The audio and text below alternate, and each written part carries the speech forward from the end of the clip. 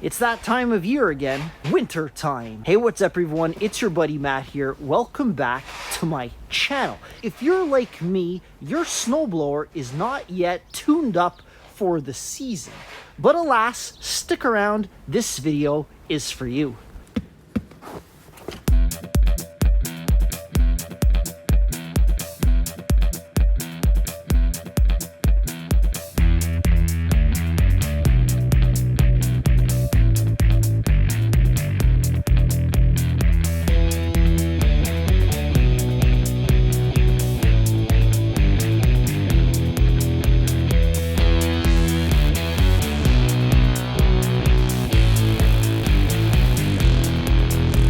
Behold!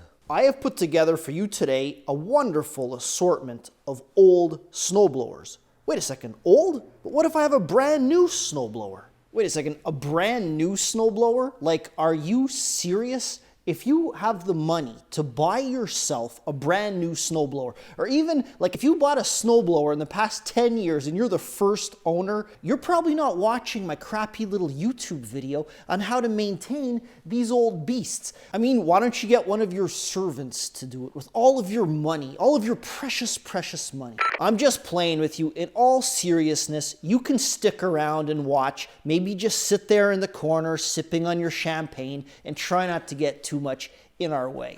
All right, so seriously though, this video is working on our old snowblowers. And by old snowblowers, let's go through what I pulled out for you today. Here we have a lovely early 70s Toro 8 horsepower with a 26-inch auger. Then over here, we have a late 70s Snowflite by MTD, and it's an 11 horsepower with a 33-inch auger. Quite a beast for its day. Then finally, the newest one of the bunch. This one here is a Dynamark made by Noma, and it's a 10 horsepower with a 28-inch auger. It even had electric start at some point in its life. Super quick history on these snowblowers. I bought this one at a garage sale when I was probably about 16 or 17 years old. It was in this condition. I paid $40 for it. The guy ended up buying a house and this was in the garage. So I think this one is a steal. The second one over here, I bought it from a guy from work 2 or 3 years ago. He bought it brand new in 1978. He knows that I like old junk. He asked me what a fair price would be, and I think I gave him $200 or $250 for it. This one over here belonged to my late grandfather. He ended up getting it off a guy that gave it to him. It was probably only about 6 or 7 years old when he got it. The guy didn't know how to start it or couldn't get it started anymore, gave it to my grandfather. My grandfather used it for probably about 10 or 12 years. Then I ended up getting it, and I used this one around my shop. It is by far the one that is in the worst condition, despite being the newest out of this wonderful trio. What exactly is this video? We're going to go through a couple different tune-ups that apply to all 3 of these snowblowers. 2 of them have a Briggs and Stratton engine. One of them has a Tecumseh, so you'll be able to see the difference between basically the 2 unique engine manufacturers that you would find in those old snowblowers. We'll be going through things like oil change, checking the carburetor, checking the straps, checking the auger, checking the drive system, the transmission, tires, whatnot, pretty quickly. I don't want to make this a long video. If we find stuff that has to be repaired, they will not be repaired in this video. At the end of all of it, we'll see how well they start up, get them dialed in, warmed up, and try them out in the snow. I hope that sounds good, so let's dive right into it. So the first thing I want to talk about is fuel in these tanks. This one has a metal tank, so does that one. That guy's got a plastic tank. This tank was fully drained when we put it away, I guess 2 seasons ago, so we don't have to do anything with this one.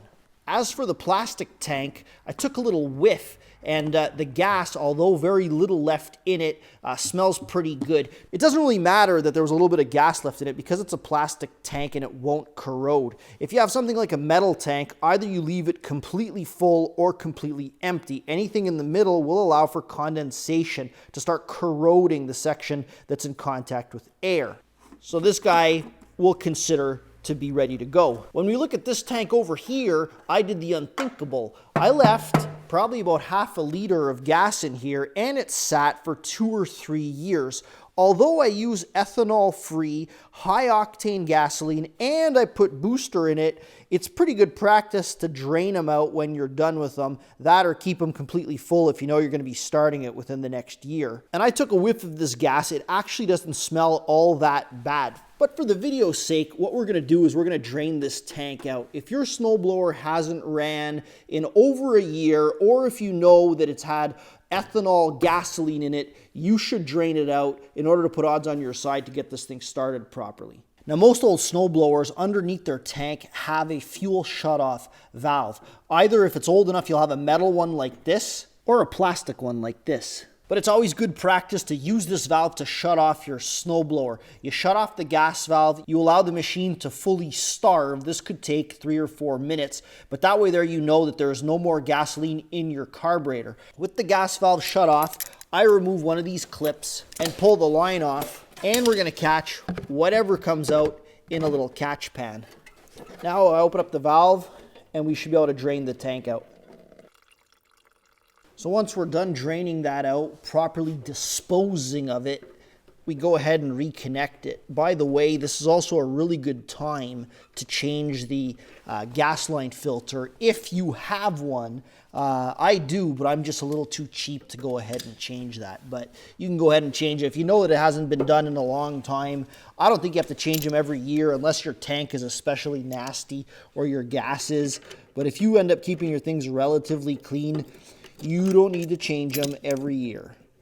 All right, so next item up on the menu is an oil change. If we look at this Tecumseh engine over here, we have a dipstick. Take a little look. The oil looks real watery and dark. Doesn't smell particularly fresh. So this guy is going to get a well-deserved oil change. How do we do that? We remove this plug over here, and all the oil should come out basically in between the tire and the frame.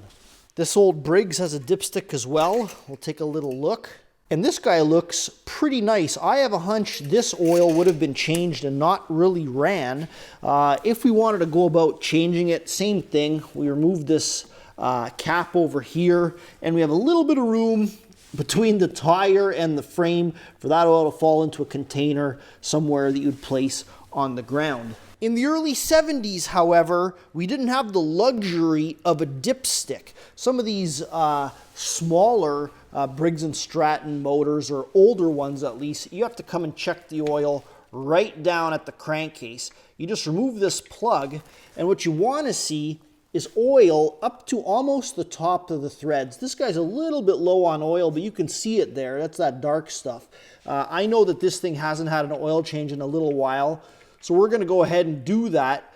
Same thing, you go ahead and you remove this cap over here. But on this one, you notice that there's not all that much clearance, and we can easily jack it up, remove this pin, pull the tire out, tilt it over, and drain the oil from there. Let me get set up, and we'll do a consecutive oil drain on these 3 fabulous machines.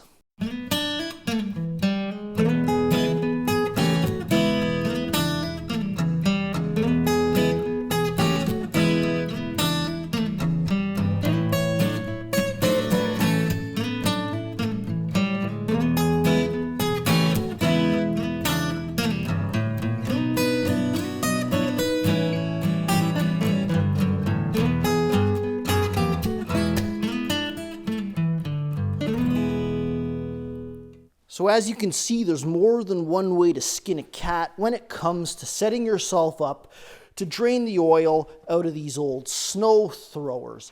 The goal is to not get any on the floor, and so far we're doing pretty well. Now while all these guys drain out, let's take a second to select our oil. So I pulled out a couple options for oils out of what I had here in stock. I don't have any affiliation with any of these brands. I actually just usually buy whatever's on special.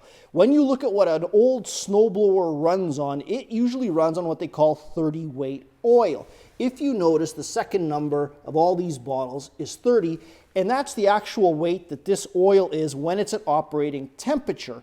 When it's cold, however, the first number is what comes into play. The lower the number, the less viscous your oil is. That means the runnier it is. So the lower the number, the better it is for a cold engine. Because our snowblowers usually run in wintertime, you would probably favor a 5W30 over a 10W30. Now, do you put mineral oil or synthetic oil into a snowblower? That comes down to your choice. If you do oil changes regularly often, which I don't, and if your snowblowers end up living indoors, which mine don't either, well, you can actually get by with a regular mineral oil. But in my case, I use synthetic because it keeps its properties a little bit longer. That means you stretch out your oil changes a little further, and you have a little bit better viscosity at cold temperatures. So today we'll be using this Castrol 5W30 full synthetic oil. Regardless of whether or not you use a mineral or a synthetic oil, I like to put some kind of additive. They make some for synthetics. They make some that go in both synthetic and mineral oils. I'm actually going to use this one here. This one's pretty expensive stuff. I usually use this for engines that are worth a little bit more money than these cheap Tecumsehs and Briggses. So we're going to add some of this stuff in there as well. Yeah, so new oil in this guy is definitely not a luxury. I'm just going to go ahead and tighten up all these drain plugs on all three machines, and then we'll go ahead and top them off with our selected oil. I forgot to mention, you can prop up the tire on the opposite side that you remove the plug in order to get your engine at a slight angle just to help get every last drop out. So with all the drain caps back on and our oil getting disposed of as we speak, we're now ready to put the oil in. One important note is we have to have the machines properly level. So I put the tire back on this one. I removed the boards that were on there. And you have to make sure that your tires are properly inflated. Which reminds me,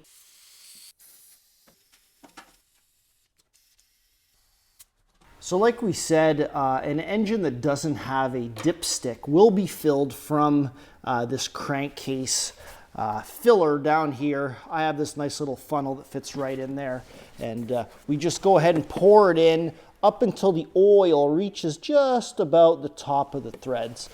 Usually it's only about a liter or two. I guess that's a quarter to in imperial. And there we have it, folks. That's pretty much what you want to see. So we'll consider that the oil change on this old guy is complete. So when you do oil change on ones that actually have a dipstick, you have to fill them up by the dipstick hole. So once again, using a proper funnel, or if you have an eagle eye, you can try to aim it down there. And a little pro tip, I like to add my engine additive first. I did it on the red one too, you just didn't see it, but because this stuff has the consistency of honey, it takes a little bit longer to get in there, and with the extra oil passing through when you put the real oil in, it ends up helping it push down in there. Look at how sticky this stuff is. Imagine how well that's going to protect our internal components. Then we just go ahead and add in our oil, and you can pretty much imagine what our oil change on the Tecumseh looked like. So we basically just go back and forth, filling and checking, until we get something we're satisfied with. Now, sometimes it's hard to see exactly where your fill mark is. I flip it over. Now you can see it's right up to there, and we're right into the top 2/3 of the hatched area. We could add just a little bit more oil, or we can leave it as is. We're probably going to add a couple more drops. We're pretty much there. Uh-oh, added too much oil. You know what that means.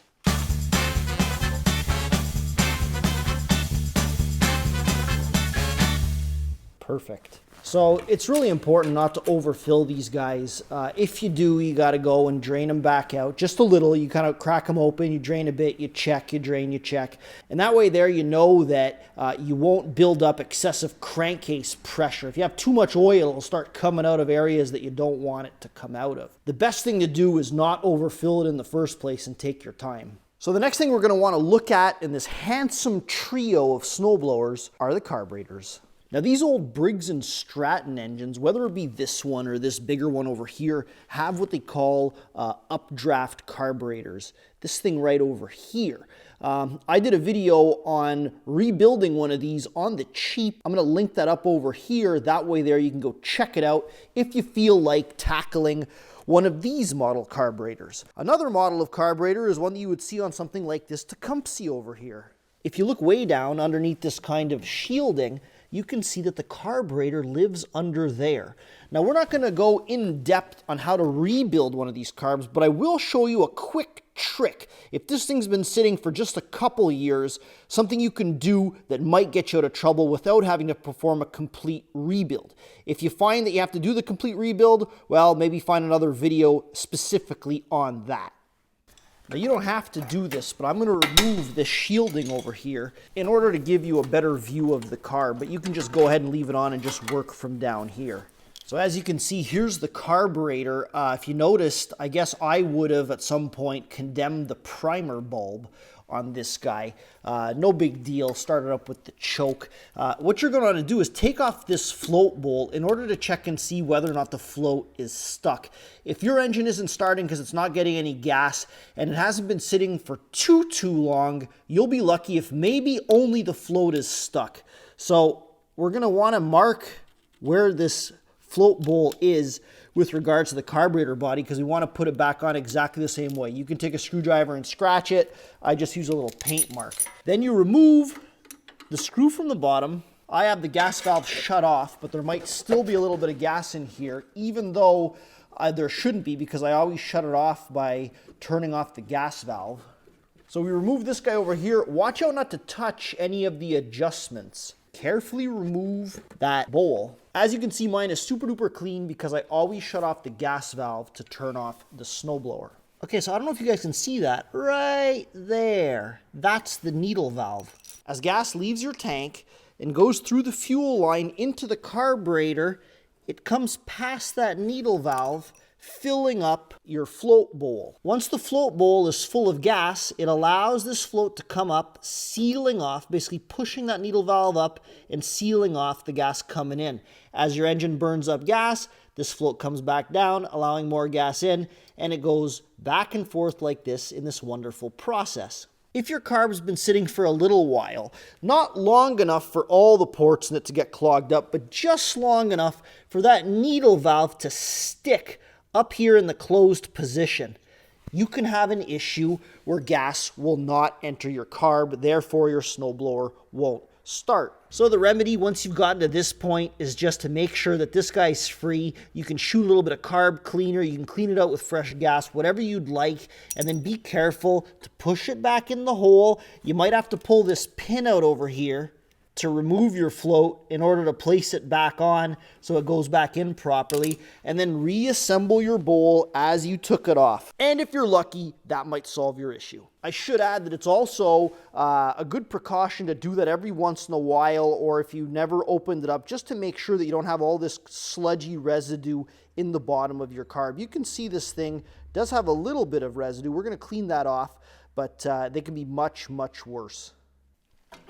Okay, so this guy is put back together. FYI, snowblowers don't have air filters, so you don't have to worry about that. That means that the last thing we have to look at on these engines are the spark plugs. All right, so spark plugs.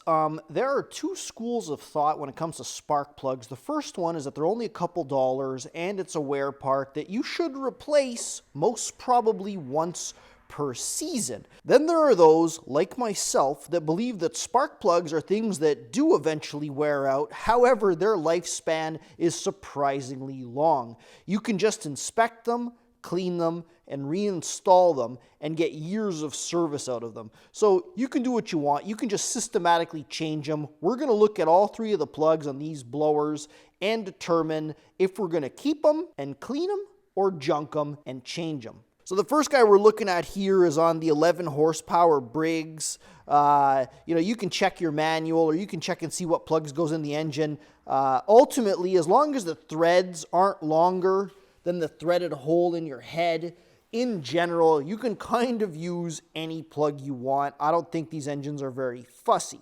If I look at this guy here, not a lot of carbon buildup. However, the electrode, or this piece over here, does seem a little bit gray, meaning that this guy was probably running a little bit lean.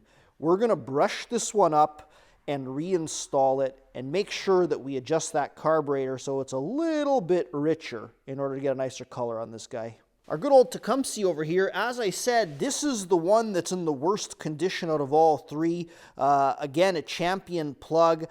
If you look at it, there is some carbon buildup on it. I know for a fact that this engine burns oil, and this plug confirms it. So we can go ahead and clean it, or we can replace it. I'm cheap, so I'm going to clean it, but you could go ahead and replace a plug like this if you felt like it. I mean, it's up to you. Okay, my precious, precious early 70s Toro. Now, this is what you want to see in terms of a plug. You can notice that the color is nice and uniform, no significant carbon buildup, the electrode is in good condition. I know this engine is in good shape, and that's what this plug is telling me. So we're going to go ahead, once again, brush this guy down and reinstall it, but I have full confidence that we're going to get years of service out of this old RJ19LM. So when cleaning spark plugs, we have two options. We can use the manual method, which I'm going to use to do the two better conditioned spark plugs. And then if that doesn't work, or you're lazy, then you can use a wire wheel. Look at how nice this guy's cleaning up, just with a little bit of light bristling. Here's the second plug, the other Briggs. And here we have it in order: Tecumseh, the 11 horsepower and the 8 horsepower engines, all cleaned up and ready to be gapped and reinstalled.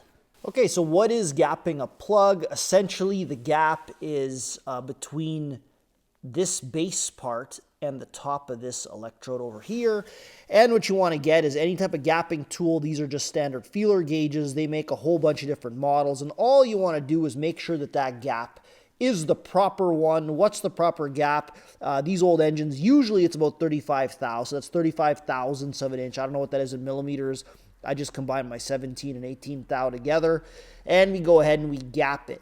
You can eyeball it. You can use a cigarette carton, paper, as I've already heard. If your gap is too big, you just tap it gently and go ahead and check. If it's too small, you get a screwdriver in there, you pry it up. I mean, very, very small little movements. This one's already gapped pretty well, so we're going to go ahead, gap the two other ones, and reinstall them, and that's going to pretty much wrap up the maintenance on these engines. We'll have to move on to the rest of the blower. One final note on these spark plugs before we move on to the auger. You basically just screw them in until they're slightly tight, and then you give them either an 1/8 to 1/4 of a turn. You don't want to go too crazy on how much you tighten them.